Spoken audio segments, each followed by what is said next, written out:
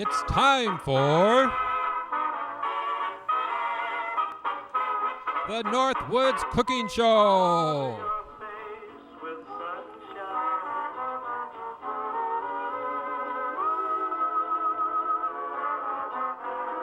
Starring Uncle Roy and Miss Callie, the troublemaking dog.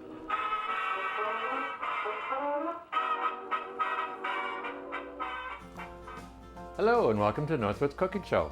I'm your host, Uncle Roy, and in today's show we'll be making some homemade baking favorites. I'm going to take and enter some in the state fair, and some I'm going to save and freeze for later on. These recipes I'm going to be giving you are quite easy and simple if you follow the instructions, and I'm going to give you some quick tips on making perfect cakes. As far as measuring goes and adding liquid ingredients and dry ingredients, etc., etc. So let's get started first with our rich golden cake. I'm going to make this into a bundt cake. Now I'm not going to frost it because I'm going to take and freeze this so that whenever I have guests over and I want to have a cake, I'll have it all ready to go, so I can just pull it out of the freezer and then I can take and frost and put a drizzle of icing on top. So let's just make the cake. We're going to, first of all, we want to measure out our dry ingredients, and we're going to be using soft as silk cake flour.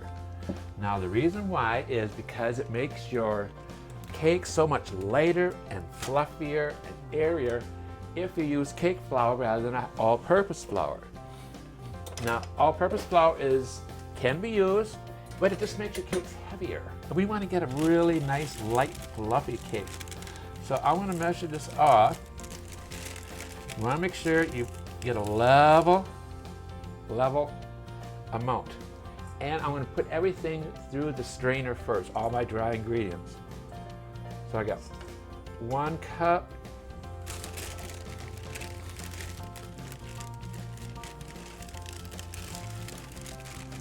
two, and 1/4.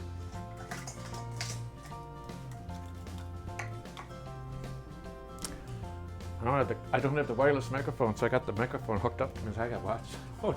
Trip and kill myself.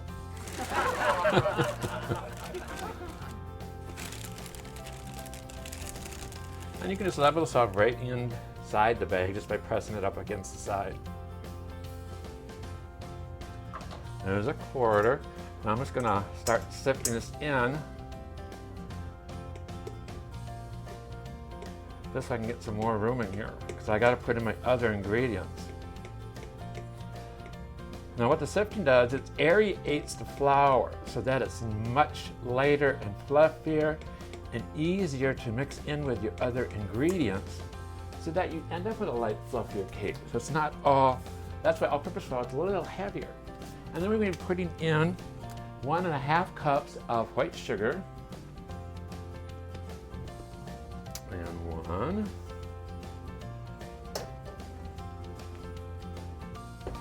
along with 3 teaspoons of baking powder. So we're going to have 3 teaspoons of baking powder. So what I'm going to say was,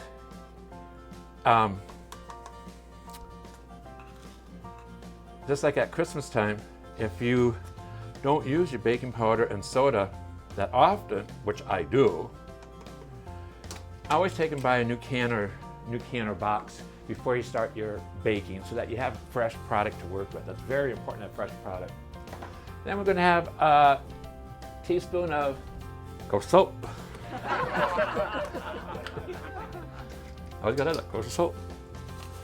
Like I always said too, it makes everything much lighter and fluffier because it's flaked, it's not granulated. And so it's much lighter and fluffier, it makes everything look lighter. And salt is like a leavening agent, so it's almost on all your ingredients. And then we'll take and just sift this in. And as we get toward the bottom here, we got all these little crunchy crusties. So I just want to make sure they all smooth out. And I'll just take the back of the spoon and rub those through the screen. And that's just so everything gets pushed in there. Okay, now to this we're going to be adding 2/3 cup of shortening. Now, for your best bet is getting buttered flavored Crisco. That is your best bet. Because it's buttered flavored, rather than just being plain shortening, it's going to give your product a much buttery flavor to it. Now we don't want to have all butter in here because the butter is a different consistency than the shortening.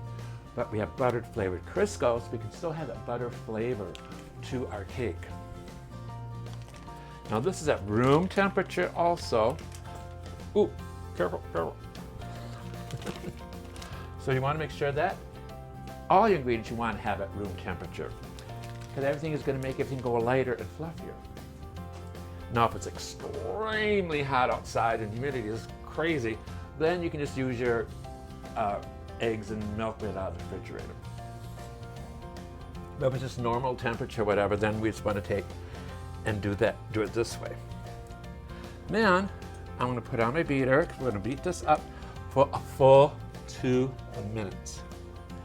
And I also have handy here 1 cup of milk, along with 1.5 teaspoons of vanilla, and that is going to go right into the milk.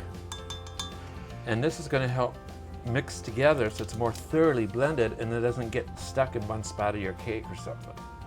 It will still get all mixed in, but this is going to ensure that you get it all mixed in everywhere.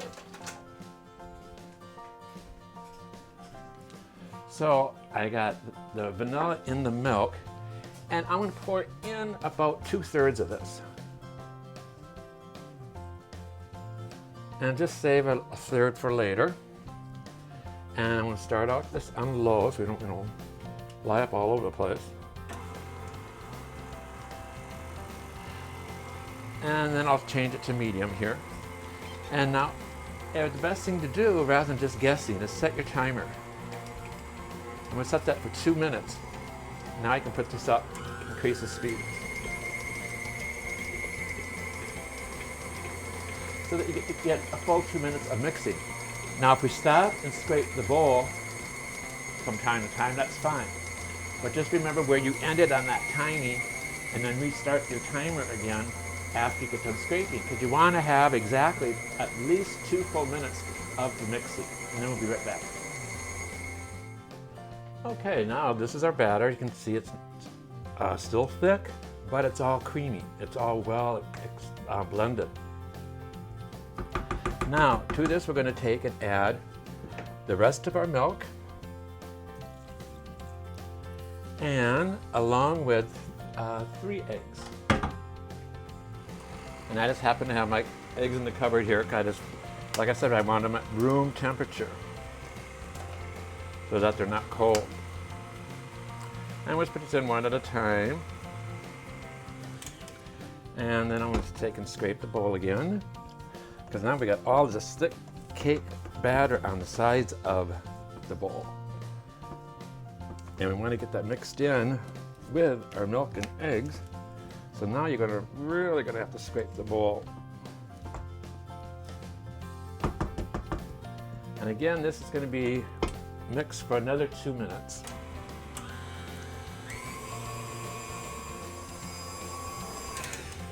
Okay, now this is our nice, rich, golden cake batter. And I stopped it a couple of times and just mixed it in very thoroughly. And if we can just take and scrape off our beater, our paddle. And we're going to put this in our Bundt pan. Now the oven's already preheated at 350 degrees. And I always like to take and spray my pans, even if it is Teflon coated, they're still going to have a tendency to stick, especially when you have sugar up against there. And what I like getting is the pan, or the baking spray, which has both oil, grease, and flour in there, all in one. So that makes cleanup and greasing your pan so much easier.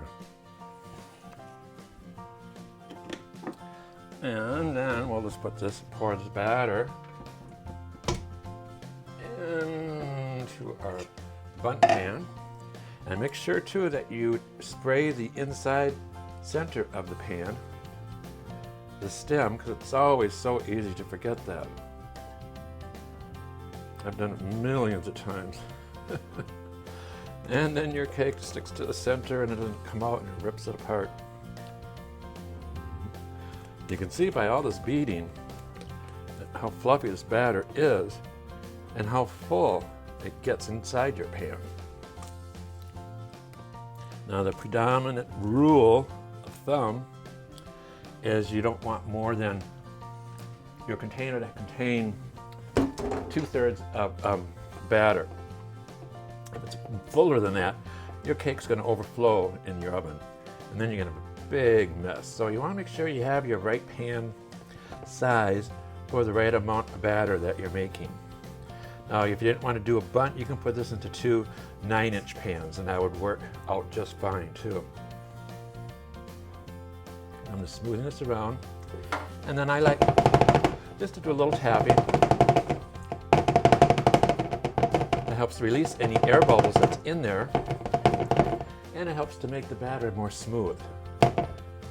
And then we'll put this in the 350 oven. Now, Bundt cakes take approximately 45 minutes to bake, and you can always tell when insert with a toothpick in the center, it comes out clean. So we'll put this in the oven, and then we'll be right back. Okay, now our time is up, and we'll take out our Bundt cake. Ooh, just and perfectly in time. Now we're gonna let this sit at least 10 minutes before we invert it onto a cooling rack, and then we can let it cool completely on the rack.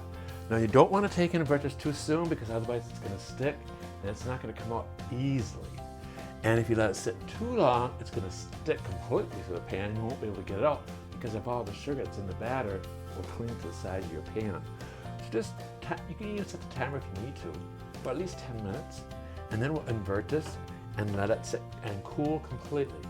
Then we can put that on a paper plate and then stick it inside a Ziploc freezer bag. And they do make them large enough now for cakes like this.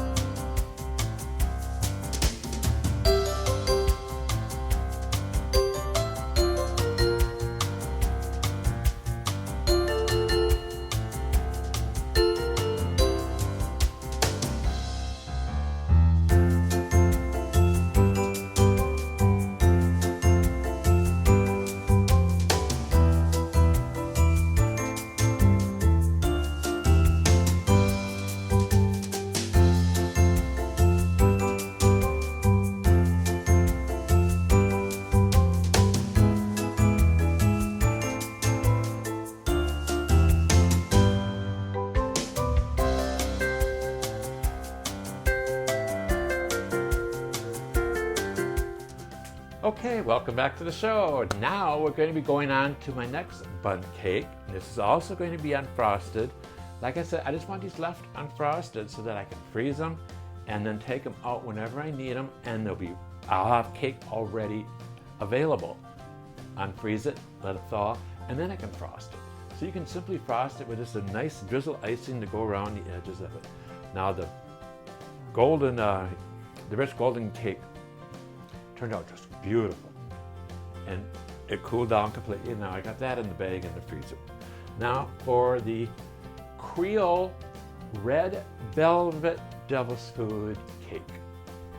That's a mouthful. What we're going to have is 3/4 cups of hot coffee, along with 2.5 ounces of unsweetened dark chocolate. And I'm going to melt this. Now, in your microwave, chocolate's real easy to melt. If you don't overcook it, which a lot of people do, they scorch it, and once it's past that point, you can't bring it back. It gets hard as a rock. Do not use a metal spoon, only a wooden one, And make sure there's no moisture on there, so you don't want a wet spoon. Any type of moisture will congeal the chocolate, and then it'll be a big hard rock. And you can't remelt that rock once it's congealed. Once it's hard like that, you gotta throw it out and start all over. So just be careful.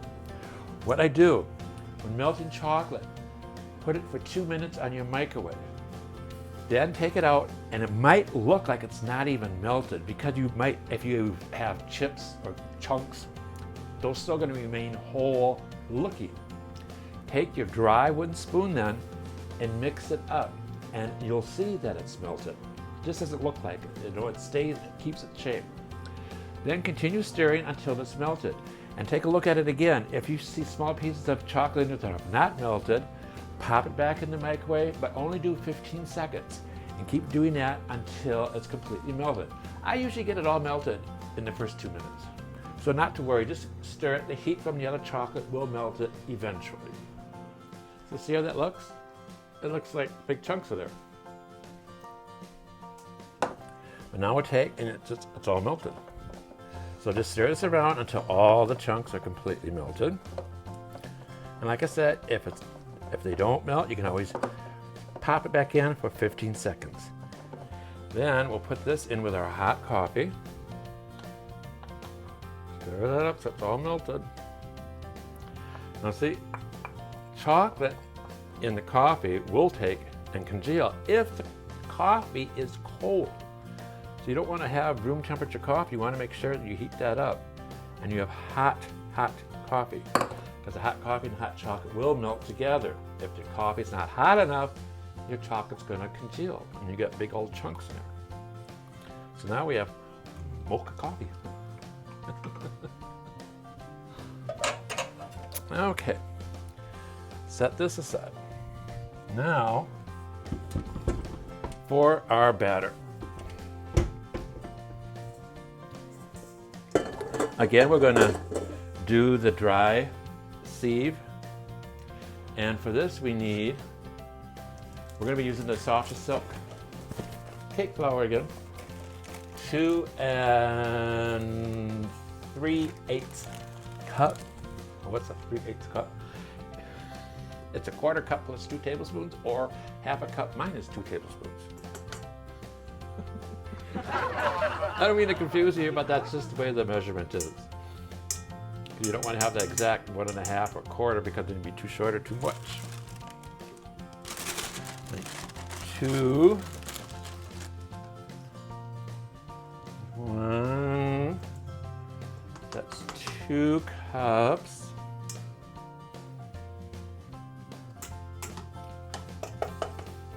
And then I need 1/2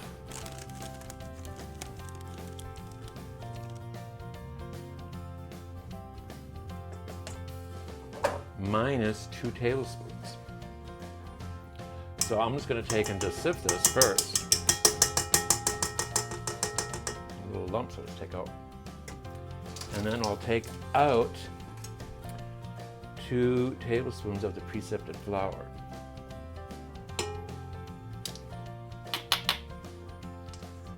Then we have our 2 3/8 cup soft as silk cake flour.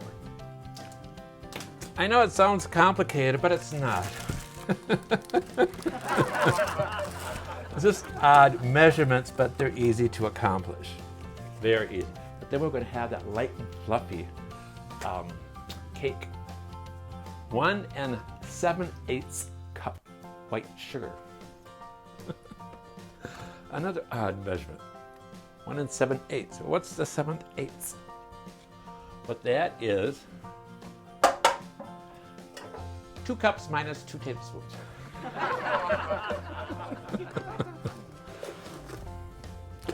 Oh, we can level it off in here. And again, I'm going to put this into the sieve. This so that we don't get any big, crunchy crunchies. And then I'll just take out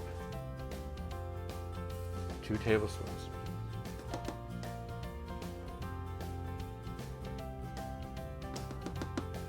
So that's 1 7/8 cup. sugar, sugar. Well, it's a good thing I said that because there's a little crunchy crunchies in there. See? Good things do come to those who wait. Okay, so then on top of the dry ingredients, we also need a teaspoon each of kosher salt. We got to get that leavening agents going, so we have 1 teaspoon of kosher salt, a teaspoon of baking soda, and remember, mix it up if you haven't used yours in a while. I just got a brand new box, so I'm fine. In fact, when I do competition baking, I always buy new products. And we also need a teaspoon of ground cloves. That's what gives it the Creole. There's 1/2.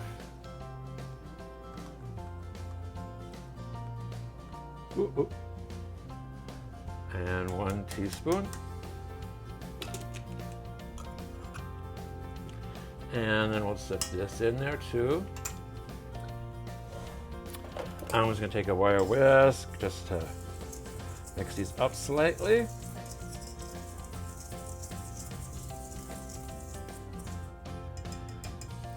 And to this, we're going to be having 1/2 cup of buttermilk. And I'm only going to pour in 2/3. No, I can put the whole thing in. Yep. The whole thing of buttermilk, along with 2/3 cup of the butter flavored Crisco.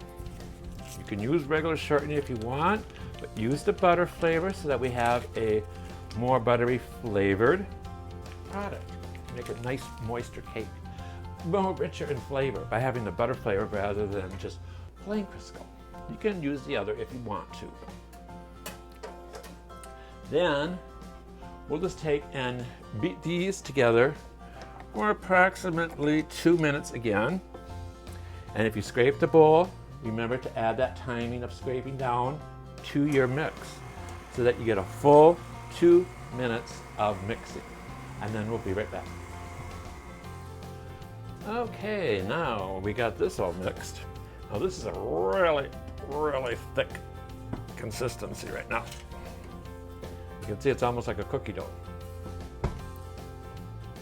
But to this now, we'll put this on low. And one at a time, we're going to be putting in 3 eggs.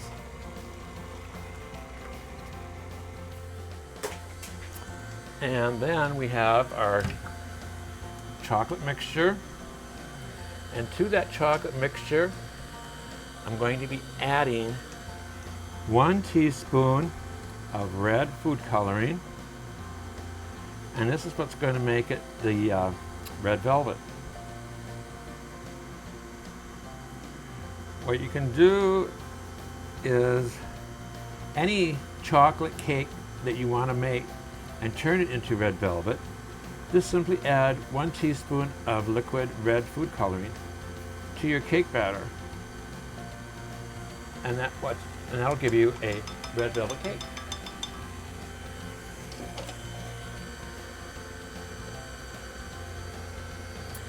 Okay, that's getting nice and smooth. I want to take and scrape down the sides of the bowl here because we still have that really, really thick batter on the sides. And that's like cookie dough. So you want to get everything totally incorporated. And again, make sure you get the bottom of the bowl. Like I said, on these KitchenAids, there's that little kick on the bottom. And that always contains a lot of ingredients that don't get mixed into your dough. So you want to make sure you have that thoroughly blended. Okay, we got this mixed. Now I'm just keeping this on low so that we don't splatter all over the place. And with the red food coloring, I want to get my white uniform all red. So we're just going to slowly pour this in. And when you pour it in, just pour it towards the side of the bowl, so that way it doesn't hit the paddle and get splattered up all over the place. It's a really good tip in mixing. And just making sure that when you add ingredients, liquids, or whatever to your batters, pour it in so they hit the side of the bowl and then they'll get down into the mix. If you pour directly into the bowl and you hit the beater or the whisk, it's going to go flying and hit all over the place. Plus, it clings on the sides of the bowl and doesn't get mixed in well. So you just pour this in slowly. We can always turn the speed up afterwards. And just get the initial volume in there. There we go. And now you can set this your timer again for another 2 minutes and let this beat completely. Okay, now that's all mixed. Now let's get our bundt pan. And again, we want to spray this just to make sure it doesn't stick. And like I said, I used a Pam baking spray that has the flour and oil mixed together.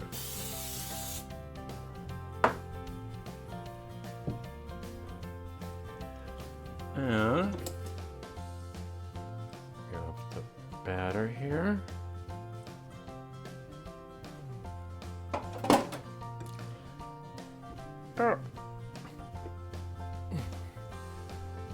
Oh, there we go. And then we just pour this into our bundt pan.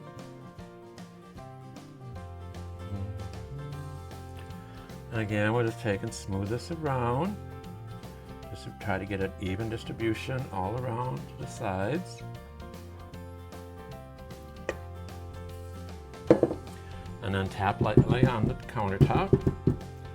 You don't want to go real heavy because you don't want to deflate everything. You just want to get those bubbles rising to the top of the surface so we don't have any holes inside our cake. All right then. And this will go into our 350-degree oven for approximately 45 minutes. Like I said, all bundt cakes take approximately that long. And after about 20 minutes, you want to turn the pan, halfway around. So then we'll let this go and come back later. Okay, now these are the two bundt cakes. This is the Creole red velvet devil's food cake. And this is the golden yellow cake. You can see just make nice, gorgeous indentations along the cake. It'd be fabulous now when I take and freeze these, and then I can just take them out whenever I need them, for whenever I have guests over or whatever. And then you can just take and drizzle icing on a zigzag pattern around the bundt cake, and they're all ready to go. So I hope you enjoy these. So I hope you enjoyed making the bundt cakes, the light and dark, in today's episodes, and I hope you picked up some tips on how to make them light and fluffy and absolutely just perfect. As you can tell, they are just wonderful. So for the Northwoods Cooking Show, I love to say, eat healthy, be safe, and spread the sunshine. Bye-bye.